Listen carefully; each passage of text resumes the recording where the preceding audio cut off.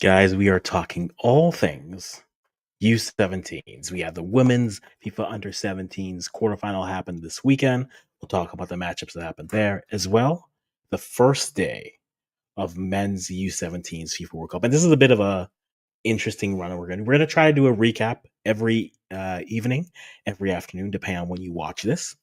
Mainly because of how the games are set. We may try to do a few lives, but just how the games are set, they're so staggered. So it would just be a watch along of everything, kind of saying, what are you seeing? What are you liking? What are you not liking? Type of a thing. So if you like the U17s or you've been following U17s, if you are, liking that CONCACAF or African content that I try to do, make sure you hop on here, let us know what you think. But today we're talking about all things U17s. Day one of the men's U17s was today. Some interesting results. Try to get as much of the games as I could, but again, with staggers, we'll talk about it. It won't always be me. It won't just be me, too. I put out a signal, and I'm going to continue to put out a signal for some folks. So you'll see some faces. You'll see some other people hop on in, coming on by. We'll talk about what we saw, groups. We're going to do a recap of the games as we go. So we really are going to enjoy that as we do that. But if you like this type of content, make sure you leave a comment on it, on the live stream, or, after on the rewatch. Or just let us know who you're rooting for, what are your interests, which teams stood out in both competitions. And yes, I am still editing. This is my life. This is my life indeed. But let's talk about quickly, let's do the U17s women's first because they are further along into their competition. And then we'll talk about what we saw in the U17s for the men in the day one of their competition. Our semifinals are set. We do have our 4 participants who will be going there. And I think every quarterfinal had its different story, right? Every quarterfinal was either a game, all games went to penalties minus 1 game. So let's talk about the Saturday results. The one that impacts me here, Canada falling to Brazil in penalties by the final score of 5-4, 0-0 and 5-4 in penalties was the score. And to be honest, it's an interesting game to take a look at overall when you think of just the flow overall. You can look at this from a Canadian perspective and say, hey, they really fought, and going out on penalties is tough. It's a tough way to go. Canada started with Kekic, Kindle, Tingley, Chisholm, Taylor, and Istaki in the middle. Donnelly, Matipula, Medley, Lofthouse, and Cisse were your backline and goalkeeper. Giuseppe, Evelyn, Vieira, Santos, De Silva, Marina, Adriana, Oliveira, and then Morganti. The game felt in many ways it was Brazil was on the front foot for most of this game. Canada had a few opportunities to try to break through, weren't able to do much with them. And I think that's where, looking at a game, you can have different feels. Yes, losing in penalties would have been tough. I do think whoever wins this game would have a tough matchup with the next winner of the quarterfinals, which we'll talk about. But this felt like a game where Brazil had more of the front foot in the game. Not to say that Canada was outplayed, but Canada couldn't the pressure that Brazil had on them. You saw them trying to go through their motions, trying to move the ball around, and sometimes they were successful.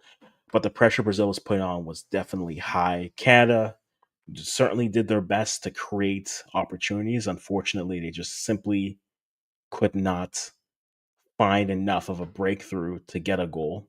I think we think about that moment that happens in about halfway through the first half when they chip the ball forward and Canada's trying to find an opportunity to score with a goalie out, not able to create even a shot on goal in that experience. And I think that's the one thing that you look back at and you're a little bit disappointed and you would have loved to see more.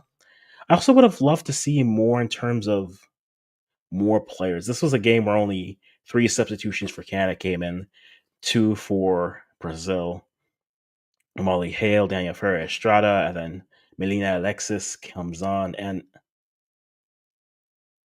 I would have loved to see a little bit more. A player like Julia Amira, who I think really performed well throughout the entirety of the tournament, definitely could have added, I think, a little bit more in terms of the game, what you could have added, other names. I'm a little bit surprised we didn't see enough or more of Alyssa McLeod as a player who we've seen at the U17 level before, as well as just in the U15s. And so I think it's it's easy to just complain about what happened beforehand and how the results coming through. I do think, however, it's a solid run for the Canadians. I think you look at what they were able to do, make the quarterfinals of a tournament. I think nothing less to be proud of. When it comes to Brazil, they got it done. When you get the penalties, it comes down to who can get the opportunity, who can score, who can make the first save. And meticulous attempt is saved on the second attempt, and from there, it everyone goes shock, everyone scores. You need a save maybe from Cisse. You guess wrong. Someone who played goalkeeper, not much you can do. You wish you would have thought maybe more. It was different directions. That first penalty Brazil took, no one is saving that. But you look at them and you're excited for it. You're hopeful, but at the end of the day, you're looking forward to see what they're able to do with this group. 21 players, six are underage, so they're eligible to come back for another year. So hopefully, we see those six players are able to. I think, yeah, those six players are able to come back. Hopefully, they can re-qualify, maybe push to go a little bit further. When it comes to Brazil, I think Brazil, their group stage wasn't as convincing, but it's good to see them in the playoff and elimination rounds, them finding form. I've liked things like Vieira, I think, was a menace to Canadian defenders, as well as Giuseppe, doing a lot of good work, creating as many opportunities as they could. But again, nothing to truly show for you. Look at where the players were, how they were pushing. It was just a lot of Brazil more on the ball and trying to find opportunities to score. If you look at the ball possession again, Brazil had the majority of it as well. Shot map, you're seeing all the shots coming in, 19 shots to 6. Again, this was Brazil's game, and Canada was going to try to grab and dash this game, right? Score, get out of there, get to the semifinals. But Brazil truly did the best. Khadija say 6 saves during the duration of the 90. Can't say I'm not proud of her and what she was able to do. But again, unable to get it. One save in the penalties, and that's what is the difference. That truly is what the difference is. Duels 45 to 27%. Ground duels, aerial duels. This was Brazil's game was on the front foot the whole time. Canada did more of the defending, as you can see, more tackles, more interceptions, more chances. You would like to see, and when you start to compare your sides on different, like you start comparing international sides, yes, they're 17 there. I haven't fully developed yet. But you can start to see some of the differences in terms of where countries are lacking, right? With like a Zambia or a Nigeria, you would say it's just decision making when Canada plays them. But then when Canada plays a team like Brazil, you see the difference when it comes to just movement, the fluidity of them. Brazil always seemed more fluid, always better. And Canada, you'd like them to be a little bit faster. They felt like a side that maybe had another gear they just weren't able to get to. But congratulations to Brazil. They go on to face North Korea, who made short work of Japan. I thought this would be a little bit closer. I was thinking maybe maybe like a 3-1 game. It was 3-1 in the first half. And it ended 5-1 overall. So credit to the defending champions who got 2 braces from their attacking player, classic 4-4-2, and all things that they were doing. But North Korea were, to me, they're still the favorites. Though interesting, Japan had a little bit more of the possession. If you look at what the XG is giving on SoFa score, 1.6 to 6 over XG complete. But look at the shots, 21 shots versus 5. And the one thing I appreciated watching during both of their runs, right, is just the idea of they were making those near post runs and making those uncomfortable saves happening when it comes to the keepers. And I think that's why I'm just liking what North Korea has done. Their team overall, I mean, look at some of the other stats that they did. I think right now they are the favorites to win. They are the favorites to repeat. Maybe Brazil can compete with them on a goal scoring standpoint, but right now North Korea to me is the team to beat in this competition. It's hard to really argue against it just based on how dominant they've looked, how they've kind of come through. Kind of similar in terms of the duels, ground duels, aerial duels, but yeah, the aerial duels, North Korea took that dribbling as well. They got into dangerous positions and were able to really put Japan on the back foot. Look at how much defending Japan had to do, more interceptions, more clearances, more goalie saves, more goal kicks, which either talks to bad passes or the shots that just weren't on frame. But that is where you have one side of the bracket. And if I have to choose right now, I'm probably going to go North Korea over Brazil. I think that seems to be more likely of the matchup winners when it comes to the women's U17s. I think that's what it's going to be. I think North Korea makes the finals again. The wildest game we thought of the quarterfinals was definitely France versus the Netherlands. I've never watched a game where I thought, okay, we're good, and then realized, nope, no, we are not. Right. France falling to the Netherlands. France is up 2-0 in the dying moments of the game. We're just going to additional time. The Netherlands score 2 goals in additional time, and they take the game to penalties, where which France is able to fall. Or Fatse is attempt to save by Brutov, and the Netherlands go on. And that is it's an interesting run that the Netherlands have had. They started off with 1 win over Cameroon in the group stage, lost to Mexico, and then lost in another matchup, I believe, and then now they're in the semifinals of it. The Netherlands they've gone hot the right time. They've defended well.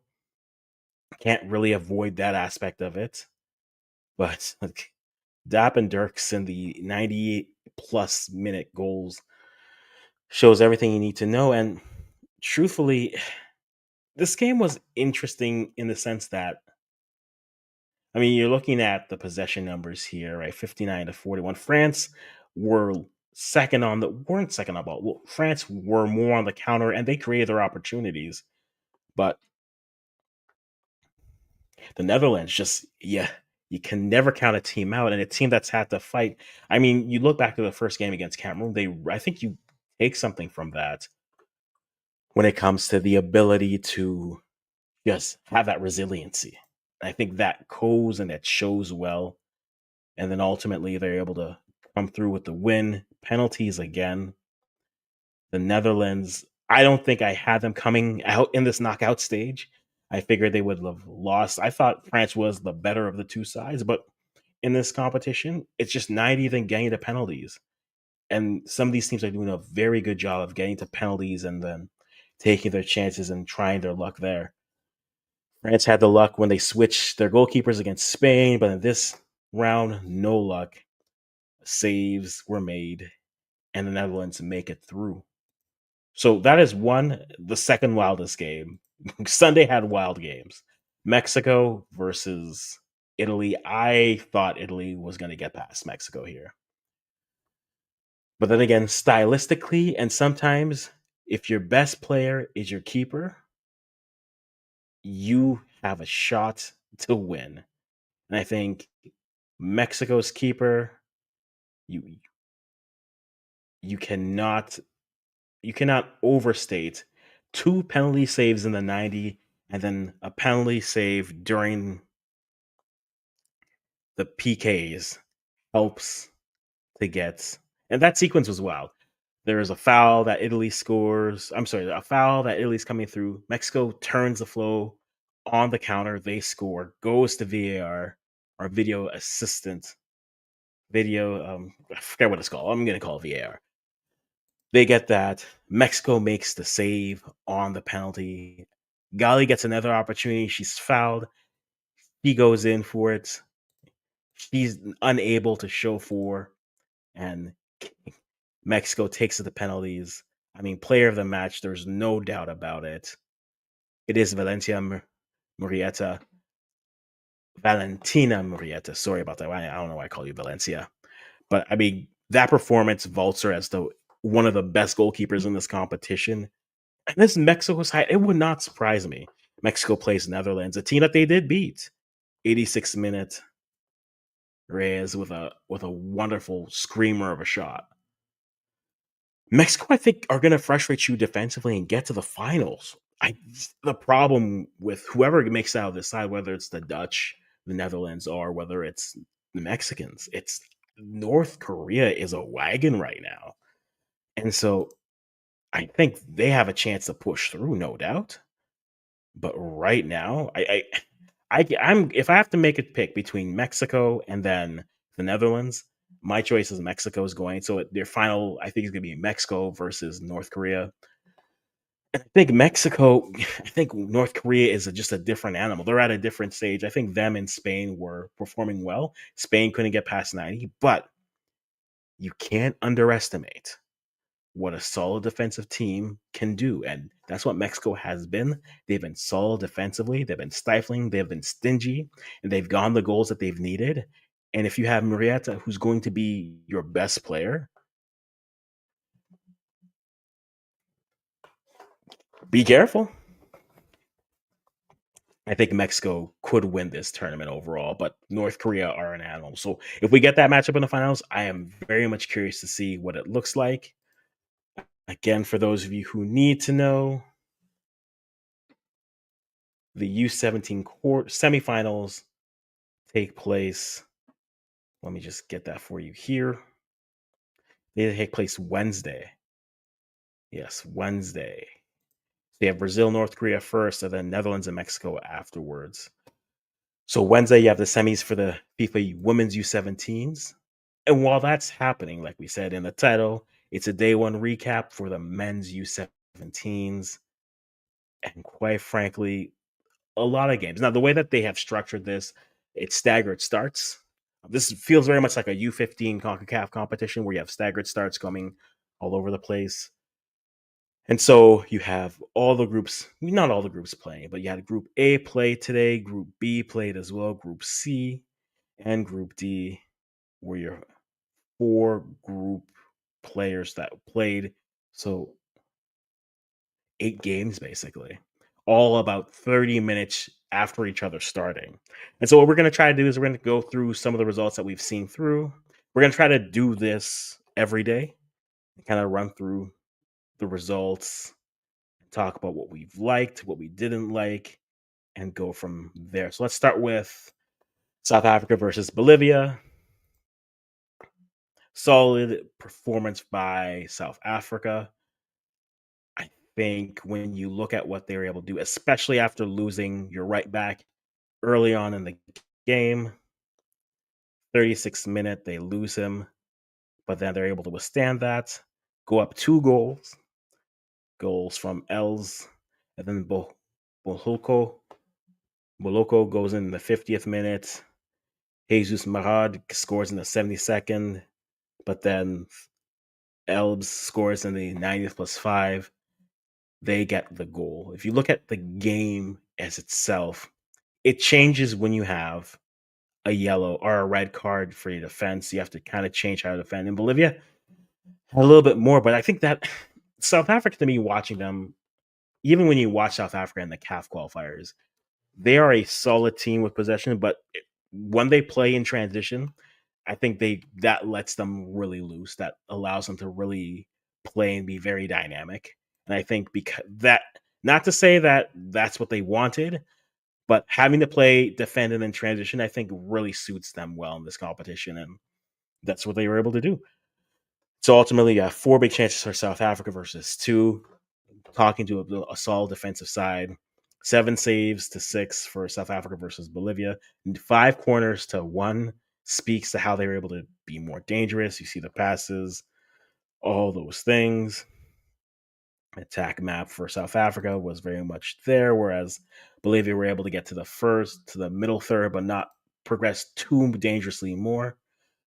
Shots on target, you had 9 to 8, but 12 to 17 overall. 1 post, 2 shots off target, 6 shots blocked by Bolivia, just speaking to how well South Africa were defending. Again, you can't really be too upset in terms of what you're seeing in terms of what they were able to do.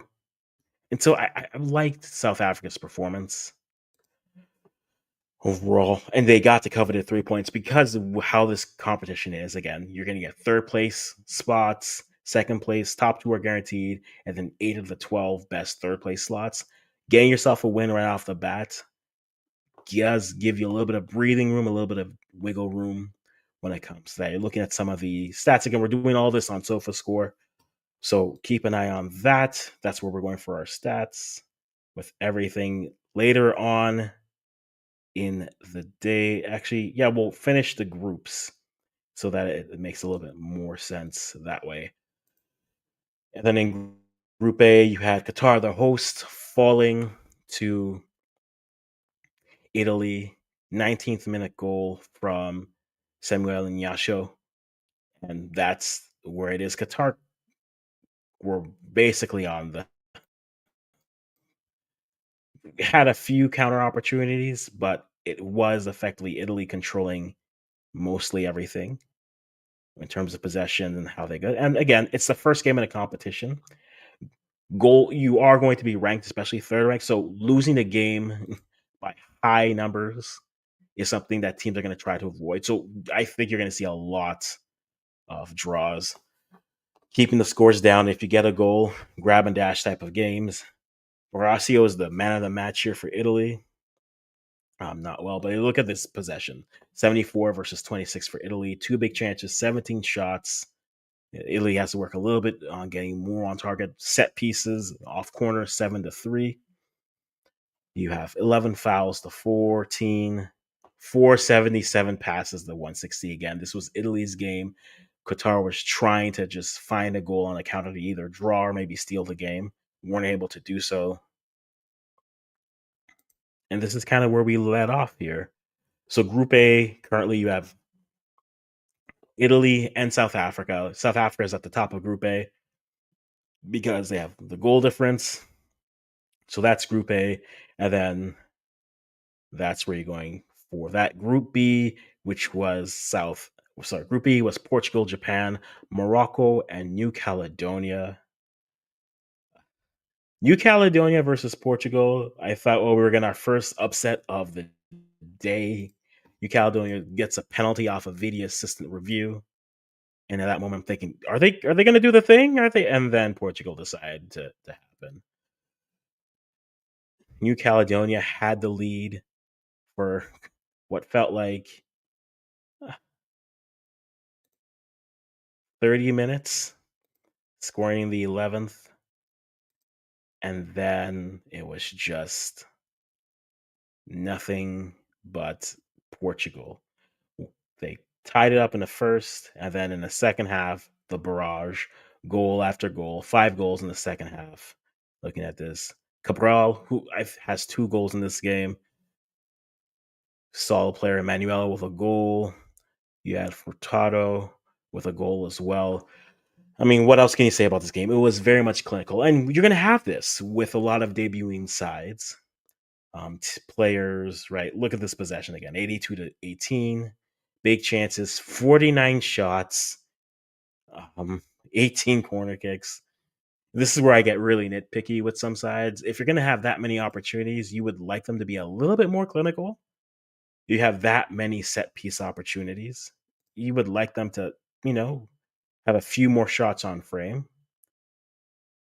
That would be ideal. We'll talk about shots on frame in a minute.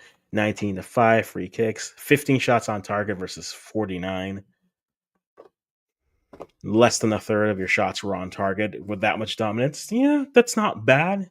But again, not every side is going to be that easy. New Caledonia definitely showed well, and you're always excited for his team making their debut. But for Portugal, they get this job done very convincingly, to be honest. Not much more to talk about what they were able to do. And then in the next matchup, Morocco and Japan face off. I think one of the more tightly contested with a result to come through. Japan getting a 2-0 win over Morocco, which I think was deserved, though Morocco were able to be decent. Like you're seeing this trend with Morocco on all levels on their men's side where solid defensively, get your counter opportunities, score, and then just defend for the rest. And in this game, Japan was able to get the goal. They score in the second half. Taiga Seguchi scores in the 57th minute. And then Hiroshima scores in the 90th plus 8th minute at the end just to put the game away. Morocco, like, you can get away with that until you don't. And so I'm not worried for them yet, but you did. You hope that offensively they show enough bite in this group because, as was stated, they have New Caledonia here. So you're assuming New Caledonia, based off their debut, will be a side that you get right against. But again, Portugal is not going to be a walkover side. So they really need to rack up points and hope for a third place finish for Morocco. They're not out of it yet by no means, but maybe New Caledonia are able to adjust and make some adjustments and move through. We'll see. So in Group B, you have Portugal leading because of the goal difference here. So they are at +5 and 6-1 win. Japan with a 2-0 win over Morocco. So Japan sitting well as well with Portugal. In Group C, Costa Rica, UAE, Croatia, and Senegal, both KG affairs. Draws all across the board. A point is better than 0. And in this case, I think this is what you really want. Especially to guarantee yourself pushing forward a little bit more in this competition. Costa Rica, I think there's more offensively there for them. Just they played a side that was very much more stingy and able to be as feisty as they were. This is going to be interesting because we're going to see teams that we don't normally see play each other. We don't see the normal 24 to 32 teams that make this level. So you're going to see talent all across the board, but I think you're going to see in the same way that happened with the Women's World Cup. I think you're going to see teams and coaches trying to do their best to keep scores low so that they can make it over, whether it's goal difference, fair play. They're trying to do their best to make it through to the next round. And that's what they're going to try to do. Group D, the final group of the day. Tunisia over Fiji, another example of a side, a veteran side versus a new side. Definitely one that we'll keep an eye on in terms of where comes. I think game of the day overall was Belgium versus Argentina. Two solidly matched teams. Argentina down 2-1 at one point, and then have to come back after goals from Janikowski and Esquivel in the 68th and 71st minute. They turn around quick. and they get the job done. And tough way to go for Belgium. Argentina showing a little bit more of that class in the second half to go through. But let me take a look at this again. Evenly, one of the I think this was probably your best matchup of the day, right? Evenly matched first half, evenly second half. About flipping more to Belgium because they were pushing big chances 11 shots versus 9 for the Argentinians versus the Belgians. Corner kicks and fouls were about the same. Passes were about the same. Again, equally equipped teams, but it came down to who stepped up in the big moments, and in this case, it was Argentina. What they were able to do, and so for day one, I'm satisfied. I think for day one, I am very much satisfied. No, I did, Son. I did see it. They were leading Portugal 1-0, and then Portugal decided to Portugal. But no, I think it's definitely something to keep an eye on. This competition will be very fascinating. Like I was saying, I think unless you have a blowout type of a win, every win you're gonna want it to be as by many goals, and every loss you want to be as few goals as possible. We are going to have people coming through. Today, we just had to do this solo just to get it going, but to let you know, we're going to have more people just stopping by throughout the week, like the names you have mentioned, as well as some more. I've put out a few feelers for some folks, so the the chat will be open and the co-host spot will be open as well. But we're going to talk about what this comes through and as it is. So to recap again for where we are so far, 4 groups have played. Here's where we stand as we load it up here. Apologies. In Group A, South Africa leads with a +2 goal difference, and Italy, with their win over Qatar, are up as well. Group B, you have Portugal leading 6-1 win over New Caledonia, Japan with a 2-0 win over Morocco, New Caledonia just taking the battering here. Costa Rica, UAE, Croatia, and Senegal all drew. Croatia and Senegal 0-0, then UAE and then Costa Rica 1-1 apiece. And then Group D, Tunisia ran over Fiji, and then Argentina over Belgium, and in my opinion, the game of the day. Very much excited to see what comes from it next when we get to our following games and games that are coming up tomorrow. Right, tomorrow games we have Brazil versus Honduras here, Cote d'Ivoire versus Switzerland. I think that could be a very fun game. Mexico versus South Korea. I think that'll be a fun match. I think day 2 will have some fun matchups. Egypt versus Haiti. Egypt will be. Oh, I think Haiti can take that game. And that's no disrespect to Egypt. I think Haiti can take that game. Germany versus Colombia. I think this will be fun. England, Venezuela, North Korea versus El Salvador, Indonesia versus Zambia, and that's tomorrow. And again, because of all the games are staggered how they are, if you see the times for where the games are, right? Because of all the games are staggered, we're gonna just come back in the evening and do a recap like we're doing today. But we'll have some more people to jump in, like you were wondering for, because the games, my time, this is what they are: 7:30. Next game start 8:30, 9:45, 10:15, 10:45, 10:45.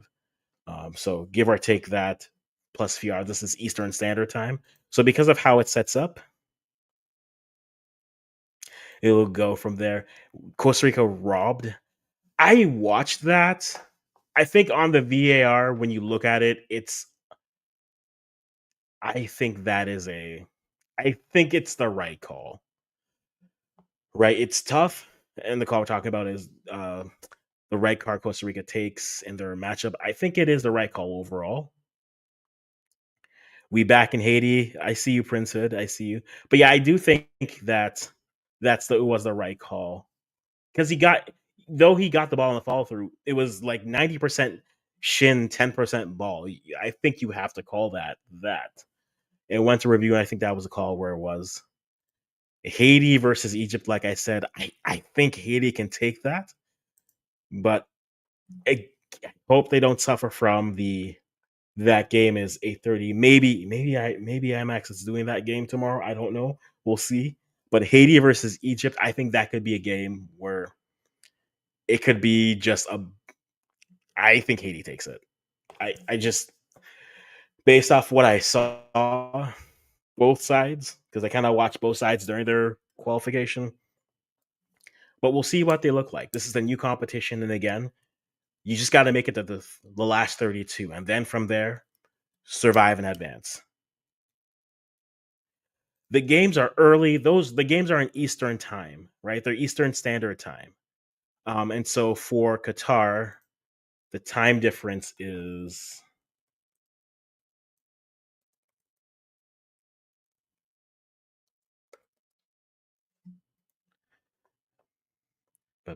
it's 8 hours. And so it's the same thing with the reason why the games are that early is it's the same thing that happened with the World Cup in 2022, right? Because of the temperatures of the day, all the games have to be basically played in the afternoon to evening just because of the heat. And so because of that, it's early for us, but for them it's just late afternoon. So a game that starts say at 7:30 a.m., 8 hours difference, right? If we're going to do that math, 15 will be 3 in the afternoon there.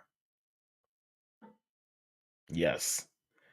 And so 3:30 at Qatari time, 4, 4:30, 5:45, 6:15, 6:45, 6:45 would be their local time. So it's temperature. We'll see. Can Morocco go back to back Youth World Cups? I think there's too many teams in this tournament to truly be able to confidently say anything. They started off a team. Look, Japan did the thing that many teams struggle to do against Morocco: is get the first goal and make them have to open up, and they were able to get the win. Morocco's now out of it because again, the top 8 out of 12 third place teams will make it to the round of 32. So no one is dead. It's similar to what we've seen in the U17s for the women. The Netherlands won one game and made it as a third place team, and now they're in the semifinals. And so you just have to make it to the knockout rounds, and then from there, survive and advance. That's what you have to do. So can Morocco do it? I think it's way too early. We'll kind of wait and see for that. But I think it'll be interesting to see. I like to see how everyone looks after 2 games, and then from there, that's when we make our decisions based off who looks how and what have you. Who beats England? I saw that question. The question is who beats England? Well, let's take a look at who's in England's group because we've talked about teams, we've talked about players. England is in Group D. They get going tomorrow. They have Egypt, Haiti, and Venezuela. You would need it to be. Ooh, you would need Venezuela or Egypt to do it. I don't know if they do. We'll have to wait and see. Group F is Cote d'Ivoire, South Korea, Mexico, and Switzerland. I think that's a nice rounded group. Group G, Colombia, El Salvador, Germany, and North Korea. I'm curious to see what North Korea looks like. I think I have an idea what the other 3 sides are going to be. North Korea is the wild card for me.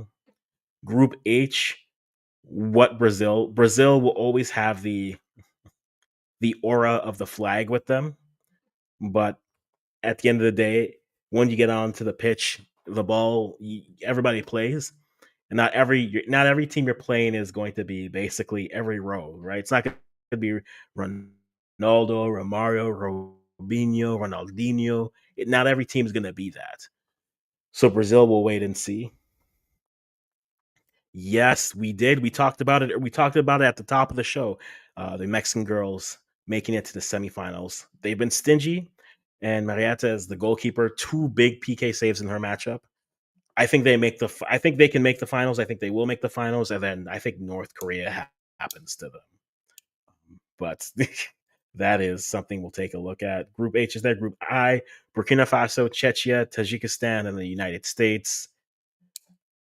Don't sleep on Burkina Faso. I have they're my don't sleep on. Ireland, Panama, Paraguay, and Uzbekistan, Group J. Uzbekistan at this level, don't underestimate them. Please do not. Paraguay will always be stingy defensively. Ireland and Panama could be wild cards here. Group K, Canada, Chile, France, Uganda. On paper, you could argue that maybe Canada's the worst team in this group, but hey, you got to play the games. And I think they're going to be ready to play and want to push forward. And then Group L, Austria, Mali, New Zealand, Saudi Arabia. Mali at the youth level have been showing very well, so I can see them topping that group as well. Better than the male L3 side, overhyped. Look, the girls, the thing with them is, and the more you watch, you start to see. I, well, yeah, I'll get to Canada's U17s in a second. I think the more you watch teams through different competitions, you see more of a national identity. And I think right now with Mexico being stingy, getting the goals you need, and being great defensively, they'll make finals. They'll make deep runs because they'll always be a solid defensive side. I didn't think they had the offense to do it, but then I underestimated how well they would defend. And Italy to me was the best performing team in this competition. And they get two big PK saves, and then they take it to PKs afterwards and they get the win. So credit to Mexico. Reyes has given them timely goals when they needed, and Marietta has just been she's arguably the goalkeeper of this tournament. So you can't argue that. Shola will carry. I don't Shola had okay, I'm not gonna say Shola has to carry, but the thing that you have to keep in mind with Shola, Canada had to replace to me. Shola is a good player, right? He's definitely a good player on this side. I think they're gonna have to be back to front, which means Sergey as a center back will have to be solid. Kevin Kahn in the middle will have to build up. That's going to be the key. And they getting the ball out to the wingers or the strikers will be key. So I think they have to play. They have to play from the back, but I think Sergey and then Kevin Kahn, those two players have to be the engine for Canada, and they've shown to be that. So we'll see. They'll get going on Wednesday.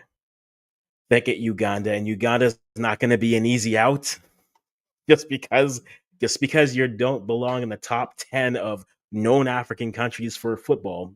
Don't underestimate at this level. As the annoying meme would say, in the club we're all fam.